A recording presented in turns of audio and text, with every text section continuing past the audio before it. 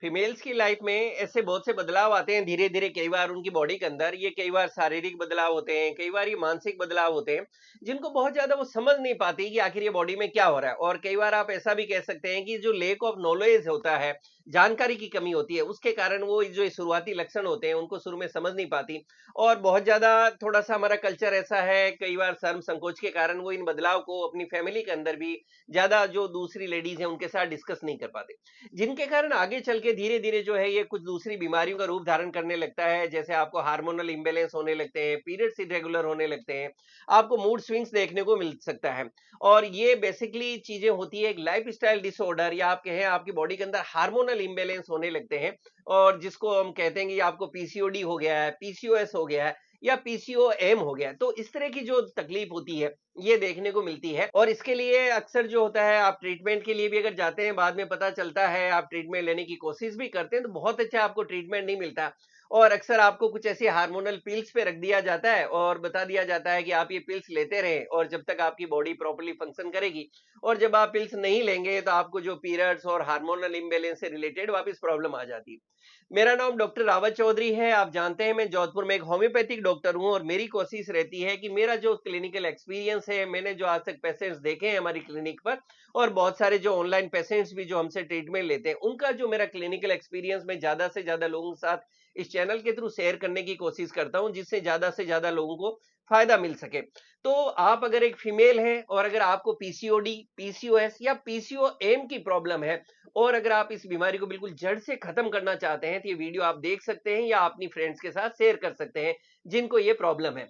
हम बात करते हैं सबसे पहले कि आखिर ये पीसीओडी, पीसीओएस या पीसीओएम जो पहले सुना ही नहीं जाता था, आज से 10 साल पहले ये वर्ड्स नहीं सुनने को मिलते थे। आपको अगर ये प्रॉब्लम है और आप अपनी मम्मी से पूछेंगे, या अगर आप रूटीन में भी देखेंगे तो आपकी मम्मी वगैरह बताएंगी कि ये क्या बीमारियां हैं, हमने तो हमारे एज ग्रुप में या इससे पहले हमने कभी सुनी नहीं। और अभी हर लड़की कहती है कि उसको पीसीओडी, पीसीओएस या पीसीओएम जैसी प्रॉब्लम या हार्मोनल इंबैलेंस है। थोड़ा सा हम लोग इसके बेसिक को समझने की कोशिश करते हैं कि आखिर ये है क्या। देखिए, जो लोग साइंस बैकग्राउंड के हैं उनको तो सारी ह्यूमन बॉडी पता होती है, लेकिन जो लोग साइंस बैकग्राउंड के नहीं हैं और इस वीडियो को देख रहे हैं, तो एक बेसिक में आइडिया दे देता हूँ।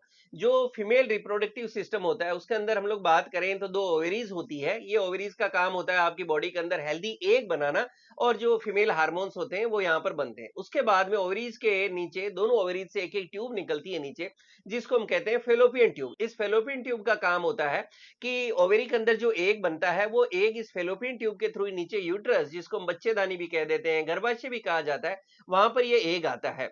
और उसके नीचे होती है जो वेजाइना, जो कि आप कह सकते हैं कि रिप्रोडक्टिव ट्रैक है, और वहीं से फीमेल्स को पीरियड्स आते हैं, या आप कह सकते हैं कि कोई मैरिड लाइफ में है तो कंसीव करने में हेल्प मिलती है। तो एक मैंने बहुत ही बेसिक आइडिया देने की कोशिश की है कि फीमेल रिप्रोडक्टिव सिस्टम क्या होता है, और दो ओवरीज है उनका क्या काम है। कि पहला काम हो गया हेल्दी एग बनाना, जिससे कि आपको एक एग रिलीज होता है 28 से लगभग 30 डेज की एक जो साइकिल मानी गई है, उस साइकिल में वहाँ एक एग रिलीज होता है जो पीरियड्स के फॉर्म में आपको हर महीने मेंसेस आते हैं। अब होता क्या है कि बहुत सी फीमेल्स के अंदर बिकॉज ऑफ हार्मोनल इंबैलेंस या दूसरे कारण जो हम आगे बात करेंगे, उसके कारण इन ओवरीज के अंदर जो हम कह रहे हैं, इन ओवरीज में वह हेल्दी एग नहीं बनते, और बहुत सारी सिस्ट, छोटी छोटी गांठें बन जाती है। ये गांठ आप कह सकते हो कि पानी की छोटी छोटी सी गांठें बन जाती है। तो और इसी को कहा गया पीसीओडी, मतलब पॉलीसिस्टिक ओवेरियन डिजीज, मतलब आपकी ओवेरी के अंदर बहुत सारी सिस्ट बन गई है। सेकंड जो आपको वर्ड सुनने को मिलता है पीसीओडी के बाद, वो आप सुनते हैं पीसीओएस। पीसीओएस का मतलब होता है पॉलीसिस्टिक ओवेरियन सिंड्रोम, मतलब आपको पॉलीसिस्टिक ओवेरियन डिजीज है, और उसके साथ में दूसरा एक ग्रुप ऑफ दूसरे सिम्टम्स आ जाते हैं जिसकी हम लोग आगे बात करेंगे, तो उसको पीसीओएस कहा जाता है। और एक वर्ड और सुनने को मिलता है पीसीओएम, यानी पॉलीसिस्टिक ओवेरियन मॉर्फोलॉजी। तो ये तीन वर्ड होते हैं, पीसीओडी, पीसीओएस और पीसीओएम, जो आपको सुनने को मिलते हैं। और बेसिक इसके अंदर हमने बात की कि आपके ओवरीज के अंदर बहुत सारी हेल्दी एक की जगह सिस्ट या गांठें बन जाती है, और वहां पे हार्मोनल इंबैलेंस होने लगते हैं। अब अगर आपको इनमें से कोई कंडीशन है तो आपकी बॉडी के अंदर दो मेजर आप चेंजेस देखने को मिलेंगे। कि सबसे पहले तो हमने बात की कि आपकी बॉडी के अंदर हेल्दी एग नहीं बन रहे हैं, सिस्ट बन गए, मतलब आपकी जो पीरियड्स की साइकिल है वो डिस्टर्ब होने लगेगी। अब डिस्टर्ब होके क्या होगा कि आपके पीरियड्स डिलेड होने लगेंगे, लेट आएंगे। धीरे धीरे आप देखेंगे कि जो साइकिल आपकी 28 से 30 डेज की थी वो 45 डेज में हो गई, फिर 2 मंथ, 3 मंथ, 6 मंथ, और इस तरह से बहुत बहुत सी गर्ल्स हैं जिनसे मैं मिला हूँ, जिनको पीरियड्स बिल्कुल आने बंद ही हो जाते हैं, और अक्सर वो इसके लिए उनको फिर कोई हार्मोनल पिल्स दी जाती है कि जब तक वो पिल्स लेते हैं तो पीरियड्स आते हैं, और जैसे ही आप पिल्स लेना बंद करते हो तो आपके पीरियड्स भी बंद हो जाते हैं। यही गर्ल्स थोड़ा सा एज होने के बाद में, क्योंकि स्कूल कॉलेज जाने वाली गर्ल्स के अंदर भी देखने को मिल रहा है, बिल्कुल छोटी एज के अंदर देखने को मिल रहा है। और उसके बाद जब ये थोड़ा सा बड़े होके आप मैरिड लाइफ में जाते हैं, तो आपको जब हेल्दी एग नहीं बन रहा, तो नेचुरली आपको इनफर्टिलिटी मतलब निसंतानता, या आप कह सकते हैं कंसीव करने में दिक्कत होने लगती है। तो फिर आपको कहा जाता है कि आप आईवीएफ, आईयूआई और दूसरे जो ये ट्रीटमेंट्स होते हैं उसमें चले जाएं। आप सोच सकते हैं कि किस तरह से आजकल आईवीएफ सेंटर बढ़ गए, इनफर्टिलिटी सेंटर बढ़ गए। तो ये सारी जो चीजें हैं, इनको आपको बहुत आराम से आप कंट्रोल कर सकते हो, हम लोग आगे बात करने वाले।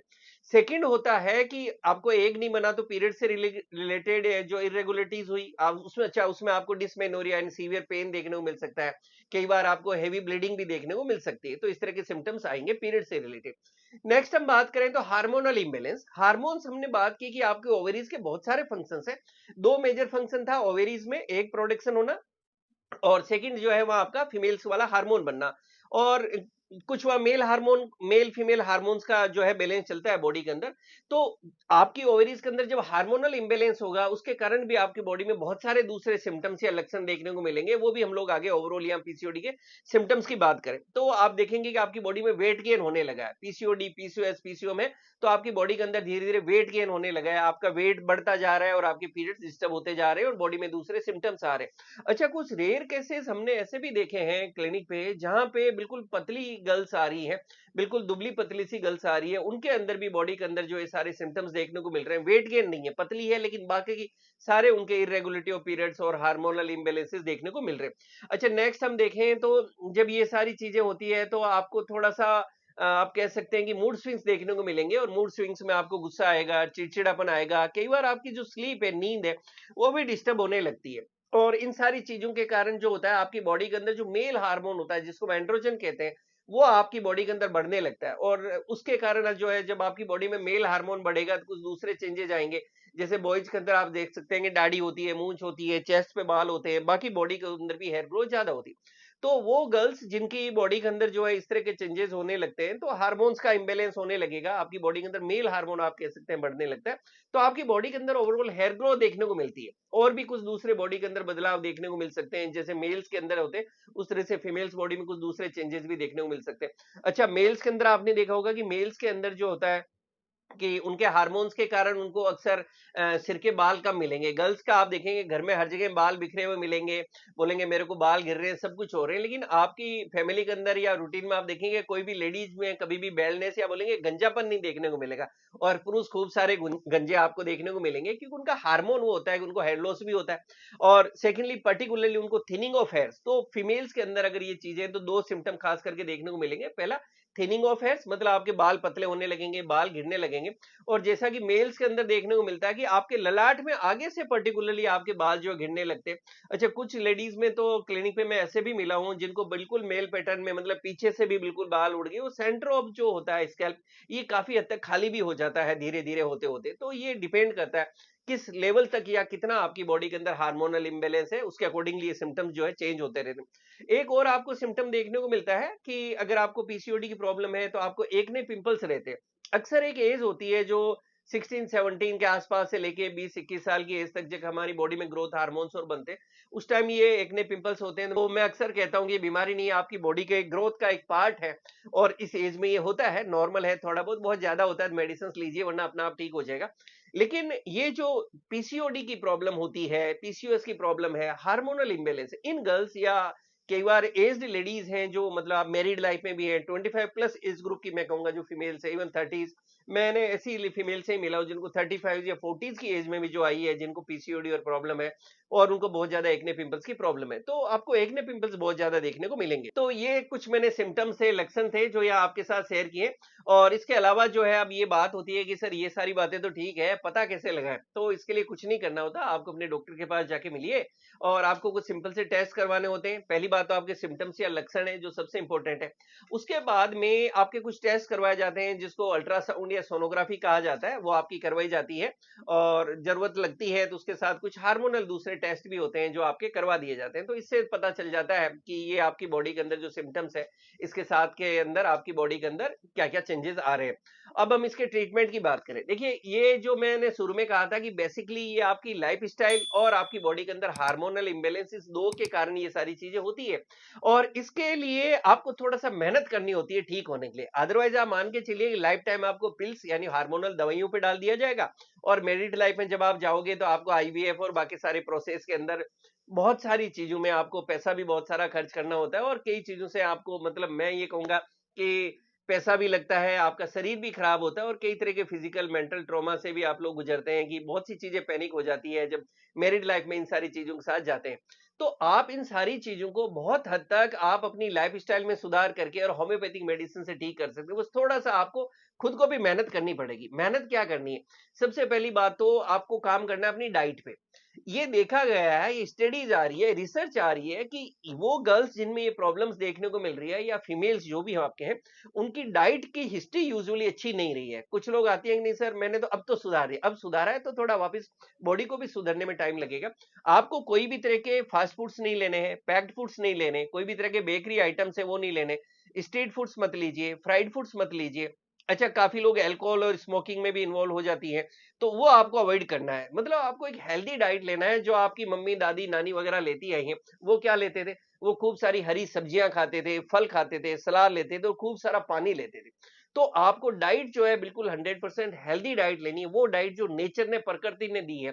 किसी भी पेड़ पे आपको फास्ट फूड्स नहीं मिलेंगे लेकिन पेड़ों पे आपको फ्रूट्स और सब्जियां खूब मिलेगी, तो वो आपको खाना है। सेकंड हम बात करें, आपको जो मेहनत करनी है वो आपको करना है फिजिकल एक्टिविटी। ये बहुत ही इंपॉर्टेंट हो जाता है कि आप फिजिकल एक्टिविटी करें और जब आप फिजिकल एक्टिविटी करें तो मैं तो कहता हूं कम से कम आप कोशिश करें 1.5 से 2 घंटे तक जो है आप निकालने की कोशिश करें। सुबह शाम 60-60 मिनट निकालें या एट स्ट्रेस निकालें। आपको मैनेज करना होगा आपकी लाइफ के अंदर कहाँ आप टाइम निकाल सकते हैं। तो 1 से 2 घंटा फिजिकल एक्टिविटी करें। आप कोशिश करें 30 मिनट्स तक जो है तेज ब्रिस्क वॉक करें या धीरे धीरे आप रनिंग जॉगिंग वगैरह वो भी करें। आपकी बॉडी को एक बार अच्छी तरह से रोज आपको पसीना मेहनत करके फिजिकल एक्टिविटी करके निकालना है। उसके साथ में योग बहुत फायदेमंद है। आप सूर्य नमस्कार कर सकते हैं और उसके साथ में जितने भी पेल्विक फ्लोर की एक्सरसाइजेज है वो करें।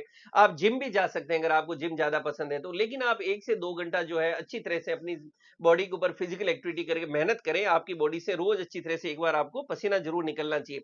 अच्छा, इसके साथ के अंदर होम्योपैथी में बहुत अच्छी-अच्छी मेडिसिन्स आती है जो आपके पीसीओडी या इन सारे हार्मोनल इम्बैलेंसेस को ठीक करने में मदद करती है।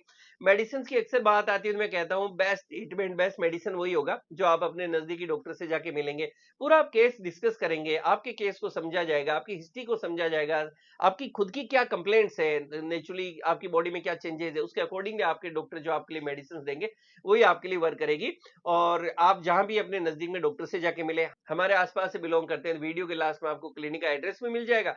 बहुत से लोग दूर रहने वाले हैं जो कांटेक्ट करना चाहते हैं तो उनके लिए आपको एड्रेस और मोबाइल नंबर मिल जाएगा ऑनलाइन अपॉइंटमेंट के लिए। और फिर भी लेकिन बहुत सारे कॉमन क्वेश्चन आता है, खास करके जो लोग होम्योपैथी में इंटरेस्ट रखते हैं या होम्योपैथी के जो अपकमिंग डॉक्टर्स हैं, स्टूडेंट्स हैं, वो भी जानना चाहते हैं कि सर कौन सी मेडिसिन है। तो आंसर वही रहेगा कि मेडिसिन तो केस टू केस चेंज हो जाती है, बट फिर भी कुछ मेडिसिन जो थेरापेटिकली काफी इफेक्टिव देखी गई वो मैं आपके साथ शेयर करता हूँ। पहली मेडिसिन देखी गई कि ऐसे के अंदर एपिस एक बहुत अच्छी मेडिसिन है और एपिस को 30 पोटेंसी में सुबह शाम 2 बूंद डायरेक्टली टंग पे आपके डॉक्टर दे सकते हैं या शुगर ग्लोब्यूल जो हमारे मीठे दाने हैं उनके साथ दी जा सकती है। नेक्स्ट हम मेडिसिन की बात करें तो यहाँ कोनियम एक बहुत अच्छी मेडिसिन है और इसको भी 30 पोटेंसी में सुबह शाम दिया जा सकता है एपिस की तरह डायरेक्टली टंग या शुगर ग्लोब्यूल्स के साथ में। नेक्स्ट हम मेडिसिन की बात करें तो हार्मोनल इम्बैलेंस, पीसीओडी, पीसीओएस के लिए एक बहुत अच्छी मेडिसिन है वह थुजा, और थुजा को भी 30 पोटेंसी में इसी तरह सुबह शाम दिया जा सकता है। और एक मेडिसिन और है जो ऐसे के अंदर इफेक्टिव है वो है कोलोसिंथ, और कोलोसिंथ को भी 30 पोटेंसी में सुबह शाम डायरेक्टली टंग पे या शुगर ग्लोब्यूल्स के साथ दिया जा सकता है। ये कुछ कॉमन मेडिसिन है जो काफी यूज की जाती है और इसके अलावा बहुत सारी मेडिसिन आती है जो एज पर साइन सिम्टम्स और एज पर नीड आपके डॉक्टर आपको दे सकते हैं। वह जरूरत है पीसीओडी, पीसीओएस या पीसीओएम को अगर आप जड़ से ठीक करना चाहते हैं, आपको खुद को मेहनत करनी होगी, अपनी डाइट आपको चेंज करनी होगी, आपको फिजिकल एक्टिविटी करनी होगी और प्रॉपर होम्योपैथिक ट्रीटमेंट से आप इसको हमेशा के लिए ठीक कर सकते हैं। Thank you so much.